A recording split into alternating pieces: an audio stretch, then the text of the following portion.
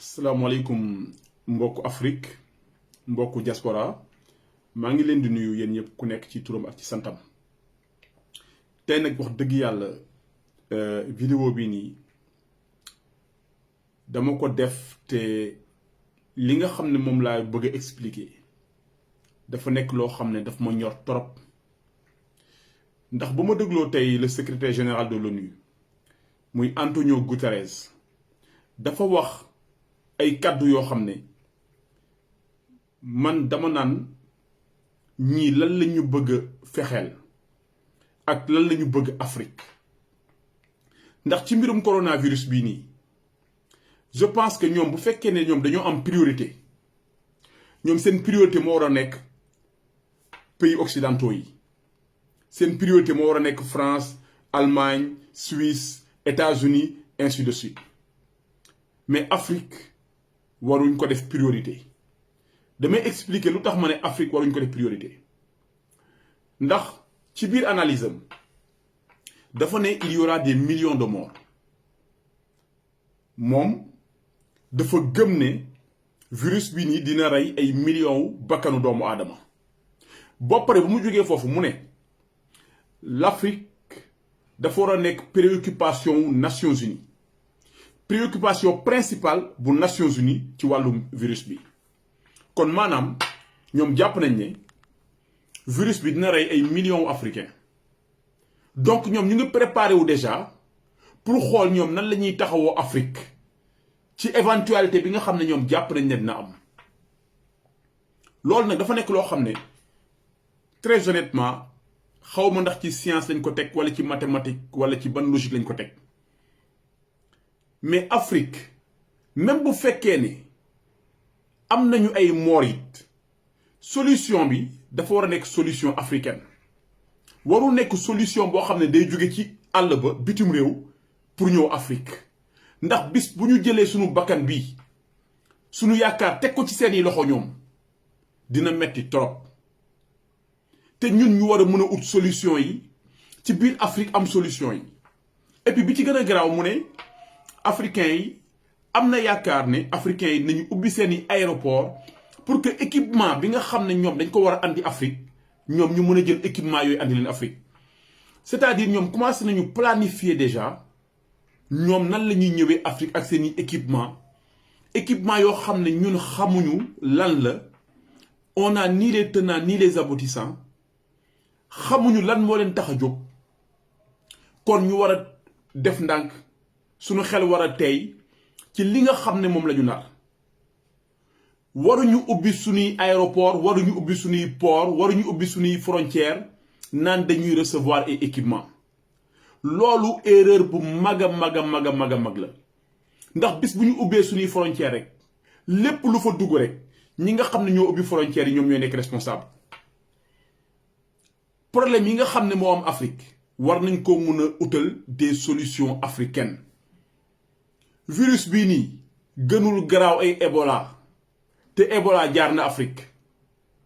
tey ñamu daloon anañu tey ana Guinée Conakry ñu ngi seen jàmm ñu ngi dund ana Sierra Leone kenn waxatul waxu Ebola donc coronavirus bi ñuy wax nii daañ ko utal solution africaine te bu soobee yàlla boroom yërmande bi dana taxawu africains yi ba ñoom liñ ciy yaakaar ndax ñoom dafa mel ni loolu rek la ñuy xaar ñoom li nga xam ne ñoo ngi ko ciy yaakaar ba naan y aura des millions de morts yàlla dana leen rusloo ndax foofu duñ fa yegg kon il faut qu'on fasse très attention parce que monsieur Antonio Guterres mu ngi cité ay G20 naan G20 mën na coordonner opération yi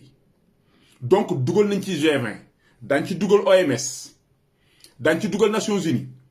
dinañu fexe ba nga xam ne organisme yi ëpp doole ci àdduna bi ñoom ñëpp ñu dugal leen ci lan direction Afrique mais pour lan ñoom am nañ leen doy ñun Afrique dama yaakaar ne situation bi ni mu demee nii sax ñoom daf leen jaaxal parce que yaakaaroon nañ ne à l'heure actuelle Afrique on serait déjà à des milliers de morts mais yàlla ci mbaaxam ak ci yërmandeem fexe na ba africains yi yaakaar naa ñoo gën a néewle ñi nga xam ne ñoo faatu ci feebar bi. kon nag di ñaax rek suñu autorités yi ne leen nañu vigilant suñu autorités yi nañu jiital seen xel te bañ a jiital seen xol jéem a trouver ay solution biir Afrique surtout li nga xam ne moo ëpp solo nag mooy suñuy frontière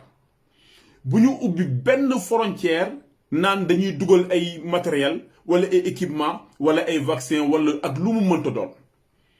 dafa jot tey Afrique bu ñu amee suñuy problème dafa jot tey suñuy problème ñu régler ko à l'africaine mais c'est pas normal à chaque fois ñuy xaar yeneen réew yi ñëw di régler suñuy problème alors que problème yoo xam ne ñun mënoon nañ leen régler te dara duñ ci fekk ndax problème bi am Mali problème bi am au Sahel bu Sénégal taxawoon Côte d'Ivoire taxaw Ghana taxaw Burkina taxaw Maliens yi taxaw mën nañu régler problème bi en 24 heures ndax dëkk bu ci nekk bu yónnee woon 20 000 soldats rek dëkk bu ci nekk bu yónnee woon 20 000 soldats léegi 100 000 wala 200 000 soldats taxaw ñooñu xajuñu ci ay groupuscules armés ay groupuscules yoo xam ne ay lance-roquettes ak ay pick-up lañu yor xajuñu ci ñoom en 24 heures ñu régler problème bi Sahel mais tey africains yi lan la ñuy yabee mooy ñun dañuy toog rek di xaar wala ñuy xaar ay ordre yoo xam ne feneen lay jógee loolu moo war a jeex Afrique te mbirum coronavirus bi ñoom nañ ci génnee seen loxo c'est pas leur problème seen yoon nekku ci Afrique tey am nañu ay médecins yu compétent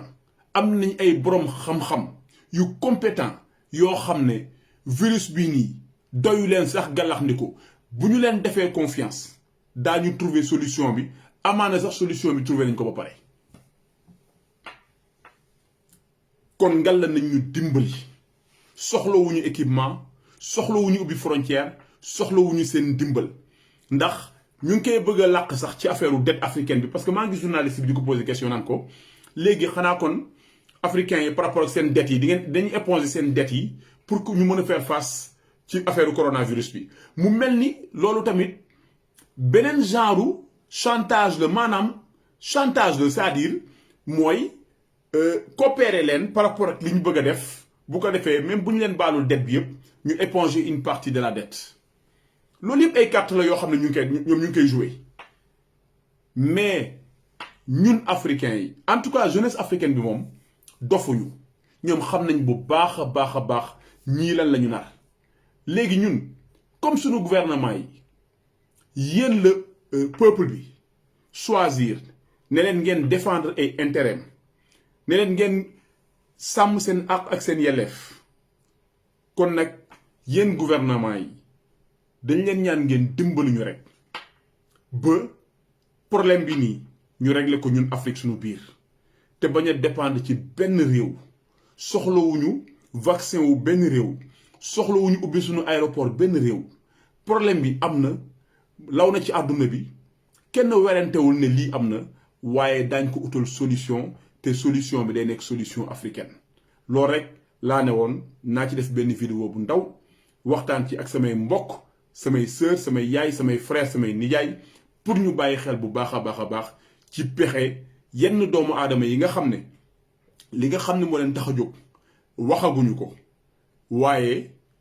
buñ demee ba ci kanam dina gën a leer en tout cas Afrique tey kenn nelawatul ñëpp yeewu nañu grâce aux réseaux sociaux tey alhamdulilah ñu ngi sant yàlla ñëpp yeewu nañu kon lépp loo xam ne rek suñuy noon ñu koy fexeel yàlla suñu borom dina leen weer ba ñu weeru bu ko defee may jaajëfal ñëpp di ziar ñëpp di ñaanal ñëpp jàmm di ñaan yàlla mi nga xam ne mooy borom jàmm yàlla defal ñu ñëpp jàmm jërëjëf